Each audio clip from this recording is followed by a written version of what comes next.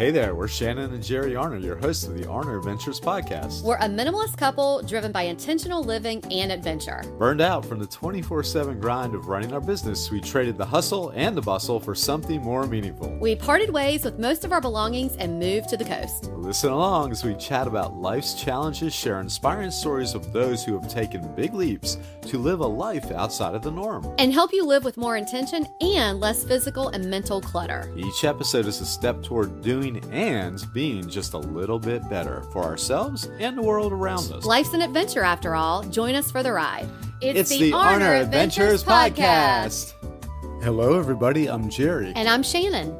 And we are back for episode number 155 of the Arner Adventures podcast. That's right. This episode is going to drop probably just a week before Christmas. And we hope that your holiday season is going well so far, if you celebrate. Yeah, and I know it's a stressful time of year, but we gotta keep on keeping on, and I hope everybody's doing well out there. Yeah, so this episode is, we don't want to be a downer. So as we introduce this, we just want to explain that Jerry and I feel it's very important to be authentic. And whether it's our online social media or whether it's our blog, in whatever format, even the podcast, we want to be authentic in our lifestyle. That's right. That's kind of what we shoot for. Authenticity, you know, it's you can't replace that. Right. So we wanted to make sure that we had an episode about what we're going through at this point in our life. We're hoping that, like with every episode, anything that we talk about helps someone else, maybe another couple. But this episode is about a couple who is grieving and how to support each other. Yeah, it's been a heck of a year, right? Right. Yeah. We lost our fur baby, Betty White, of 12 years. Almost 14 years. That's funny. Yeah, almost 14 years. And we lost our dog that we had for a short time, Echo. So it's been really tough for us. It really has. And we've talked about that. And we don't ever want to portray that everything is sunshine and rainbows, even with our relationship. Are you feeling overwhelmed by all the stuff piling up in your life? We've got something just for you. It's the Arner Adventures Declutter 365. Declutter 365 is our easy-to-follow guide designed to help you clear out the clutter from every corner of your life. Whether it's the pile of stuff in your home, the endless digital files on your devices, or even the mental load that keeps you up at night, we've got you covered. Every day, you tackle a simple task that helps you chip away at the clutter. And the best part? You can start anytime. There's no need to wait for the new year or a Monday. You can dive in whenever you're ready. Over the span of a year, we'll tackle physical, mental, and digital clutter. Imagine having a more organized home, a cleaner inbox, and a calmer mind, all without feeling overwhelmed. It's all about taking small, manageable steps that add to big changes. Join us on this journey to a simpler, more mindful life. Head over to arneradventures.com/shop. Let's make space for what truly matters. And now let's get back to the show. Yeah. And so while grief is complicated for anyone, it has most certainly been no different, even though we've gone through the same thing this year. I guess one would think, oh, you're a couple, you went through the same thing, you can support each other. It's you have a built-in support system. But it's been really hard. Yeah, it's extremely. It's been a weight on our relationship. You know, we did some research on this, and about 15% of couples end in divorce when they experience the death of a family member or a child or some kind of loss like that. And so we just wonder, why is that when the common bond of loss is shared? And so just to be completely transparent, we just want to have this conversation. Not only has our mental health taken a toll this year, but being able to support each other when the other needs it most has been really difficult. It's been a strain like we've never had before. Right. In the 20 years, and we're working through it. Yeah. Yeah. So we thought we would go through a few things, like, of course, the impact it has on us. We chose couples therapy. We're going to talk about that. We're going to talk about getting back to basics, focusing on the positives. and just giving each other grace. So we'll just go through each of those topics of discussion and hope that it helps you. Yeah. Let's start by talking about how grief has affected us individually. Okay. For me, it's a constant anxiety. I mean, I'm sort of anxiety prone, and that's anxiety seeming like everything is unpredictable and fragile. It really has been one of my more steep years as far as anxiety goes. Right. And mine shows up as depression. And it's just been intense moments of depression where, getting out of bed feels like it's a huge mountain to climb, or just trying to figure out how am I going to get through the day. And with us both experiencing it in different ways, while we do love each other and understand that the other one is really experiencing grief in these ways, and we get that, it's just been really difficult to also muster up the support. And so, it's no surprise that grief impacts people emotionally, physically, your energy level, your self-worth, and you just can't power through it alone. Like, no matter what you're dealing with, you can't do it alone. So it does require patience from those around you, compassion from those around you, self-compassion, and just knowing that it's painful, but it's a necessary process of how to deal with grief. And we have learned that we have to deal with our own grief and then work together after individually to work with each other through it. That's right. So we decided to work on ourselves and then eventually end up with couples therapy once we sort of know where we're going individually. Right. So choosing couples therapy isn't the easiest decision, but we sort of knew we needed struggling to connect ourselves back together again. Right. And at first when we talk about, Jerry and I are both really big proponents of therapy. Yep. And that's no surprise if you've listened to this podcast on probably more than one episode. We are big proponents of therapy. We think that we should talk about it. There's still a stigma around it.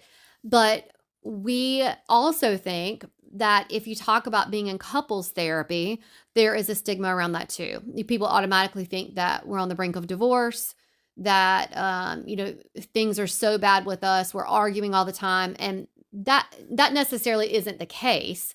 Couples therapy, a lot of the time, just like therapy, is dealing with what you're going through right then, and also being able to have coping mechanisms with whatever you're dealing with. Allows a safe haven for us to talk openly and safely, share our feelings, Right. Communicate better, and let us know we're in it together and we can tough things out. I also think couples therapy was a great decision for us because there is a neutral party. And where, if we were to talk to a friend of ours separately or a family member, that person is always going to have sort of a built-in bias or loyalty, right? Yeah. But with couples therapy, it really is like we're working individually on ourselves, and we come together with this couples therapist who can listen to the both sides and understand more about the relationship that we have and then what we're dealing with. That's right. Yeah. Which is good with therapy in general, just having somebody that's, professional and non-biased and all that stuff. Right. Yeah. So what we are doing to sort of heal ourselves and heal our relationship and help us move forward in a positive way is just getting back to the basics. And what we mean by that is when we're in the thick of it, it's sort of easy to get lost in the chaos, the stress, and the weight of everything just piling on us. And I don't know about you, Jer. I do know because we've talked about this, that it does seem like there is something all the time. It's like since we lost Betty, there's just this every week. Sometimes it feels like, oh my God, when's the next shoe going to drop? There's always something coming at us. It definitely has felt that way. 2024 is one for the books. It's just, it's been something to bear and for us to cope with. Yeah. So we don't want our relationship to be based on just this grief and stress that we're going through. So what we are trying to do is get back to the basics of what brought us together. our shared values, our common goals, the things about each other that make us laugh, Yeah. The foundation. And so when we focus on reconnecting, it's more about the things that make us us. That's right. Yeah. And that has been something that it is really good for us. I think so. Yeah. It makes you reflect and get back to I think everybody kind of gets lost on their journey a little bit together sometimes, and seeing the things that originally made you click is a good thing. Yeah. And I also think that when you get to the basics like that, it does help remove that mental clutter that's in our brains and rediscover the connection that often gets buried through the years, through circumstances, through challenges. It's like those things are there at the core, but they get buried during tough times. That's right. They sure do. You got to focus on the positives. And even when you can't see them, when it doesn't seem like there's many. Right. It's like we're not talking about toxic positivity here. Like there is some things that like fake it till you make it, but I don't believe completely faking it. I think what I believe that to be is like changing that mindset instead of the negative thoughts, just turning those into affirmations, or train ourselves to look for the small wins or the good things. Like I did that blog post a little bit ago, was 100 things to be grateful for when you don't think there's anything. Yeah. And when you really do focus on the positives and lean more into gratitude, then you're able to go, okay, like there possibly is a light at the end of this tunnel, Yeah. Yeah. And it does take daily work. It sure does. Sometimes hourly work. That's right. Yeah, but you want to sometimes try to replace your negative thoughts with positive ones, one at a time, if you can, and appreciate the simple joys: a cozy evening at home, good conversation, and just being there for one another. Right. Mm-hmm. It's not about ignoring the tough stuff, but rather just remembering that there is still light, even in the darkest times. That shift in focus has really helped us along the way. Yeah. And reminds us that hope can be found in the most unexpected places, including our relationship. That's right. Hope springs eternal. Oh, yeah. That's nice. Uh-huh. So the next thing we wanted to share is like on the hard days, giving each other grace. Yep. Now, there are plenty of hard days, especially when we're feeling at our lowest. Like we talked about, the weight of everything sometimes is just too much to bear. Yeah. And on those days, it's easy to snap at one another or be separate, kind of staying away from each other. But one of the things that we've learned in this grief journey has been the power of grace, giving it and receiving it. Yeah. And I think sometimes when we're really hurting, it is hard to hear from someone else some positive things. Yeah. It's like I say all the time, people don't get it. They just don't get our kind of grief. They just don't get it. But also I think the people who do get it, they can't say anything right. I'm not going to be happy with anything anybody says, you know? Yeah. And I think I can be that way with you too. Yeah. Yeah, definitely. It's a struggle for me too. It's individually we each kind of deal and cope with this. It's difficult sometimes when people are trying to give you grace and whatnot and talk positive to you. You don't feel like they're connecting with you maybe, and really understand where you're coming from in your grief process. Yeah, I think it's sort of, and again, I fully admit I don't think anyone can say or do anything that fully helps, right? Right. At least in my world. But sometimes I feel like they're pacifying me or they're placating me. Like, and I know that you get it. Like we're talking about our relationship here. Mm-hmm. I know that you get it, but I think when we are in the thick of it, it is hard for me to hear you giving me grace. I don't know why that is, but it just is. Yeah. It's the old "I know how you feel" kind of thing, and that people say, and you go, "Oh, you don't know how I feel." And, right. Yeah. Right. And we both have experienced this grief in different ways. Mm-hmm. You know, we have different feelings about both the loss of Betty and Echo. We have different experiences with them both. We while we are sitting here immersed in grief, it is two different kinds of grief. Yeah. You know? And so I do think that part of giving each other grace is that understanding that, hey, that person is really grieving Yeah. the loss that I'm grieving too. Mm-hmm. And it's okay that they don't show it or do it in a different way than me. Yeah, you make a good point. It is hard to understand that we might grieve in two different ways, Right. but we do. So the next thing is really like the lessons learned during this. You know, Betty passed away in February. Echo, we adopted Echo. I think it was April, and then he passed away in July. Mm-hmm. And I think that we're still learning lessons the whole time, but I think with every single day, week, month that goes by, there's another lesson that we learn about our relationship with each other. And maybe I'm just now coming around to the part that grief can strengthen and not just break everything. Oh, yeah. Does that make sense? That does. I mean, especially if you maybe haven't grieved that heavily before, or But you we know. have. Well, we have, but maybe it didn't resonate as much as it did this time.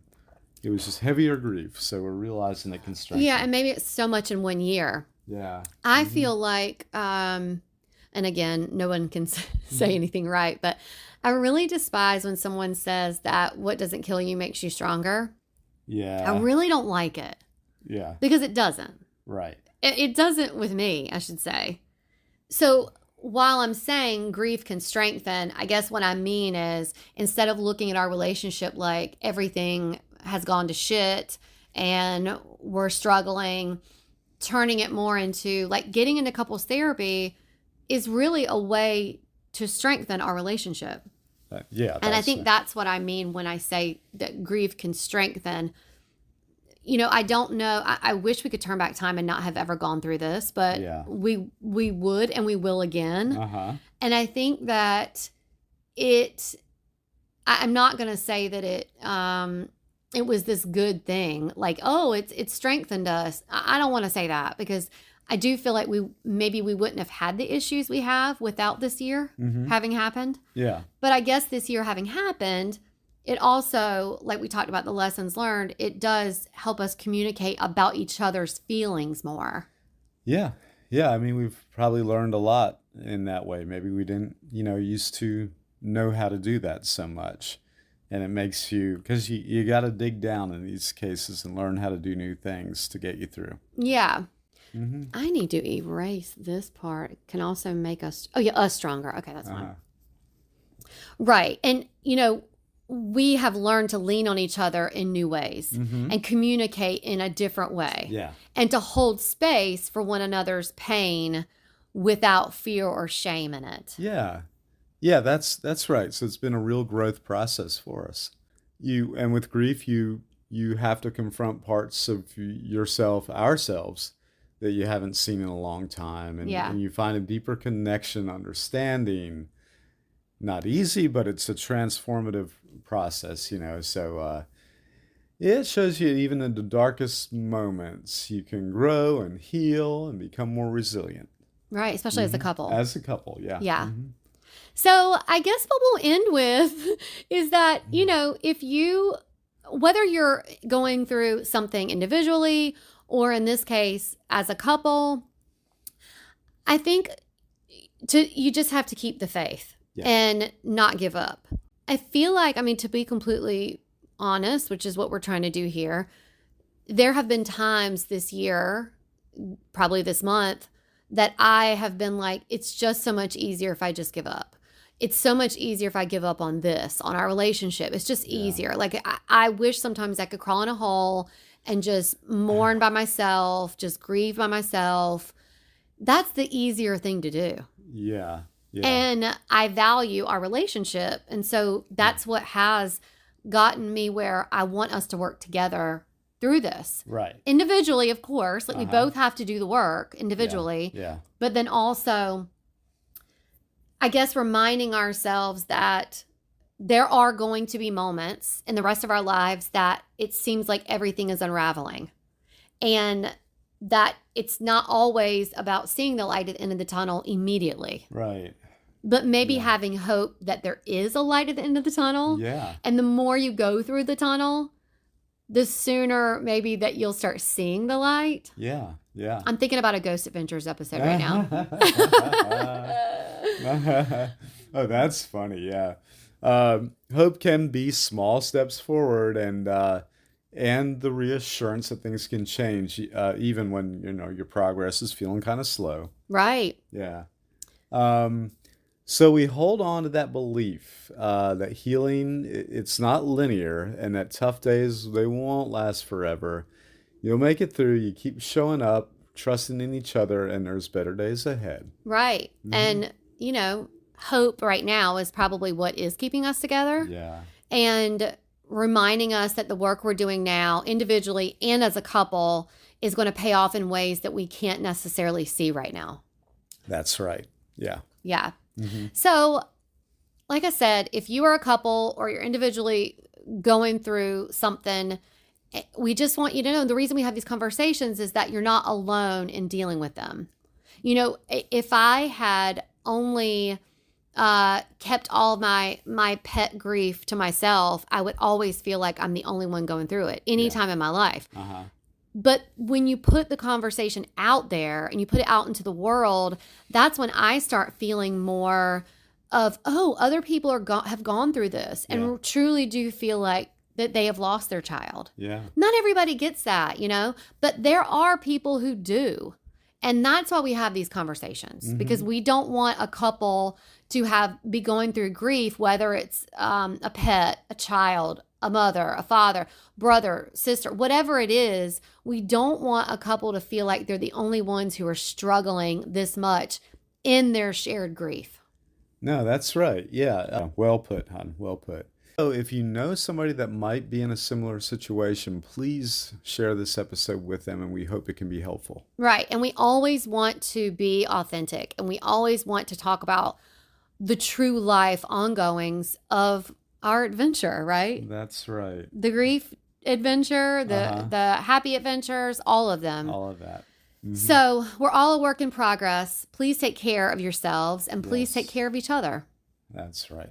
If this episode resonated with you, or if you know of someone who would benefit from what we talked about, please share it with a friend. It's a great way of supporting the podcast, and we really appreciate it. Another way of supporting the pod is by leaving us a 5-star review or rating on the platform you are listening to us on. And go ahead and hit that subscribe button. That also supports us. You can always find us, the show notes, and sponsors who support the podcast at arneradventures.com. And until next time, enjoy the journey you're on. We're wishing you lots of adventures. Bye-bye.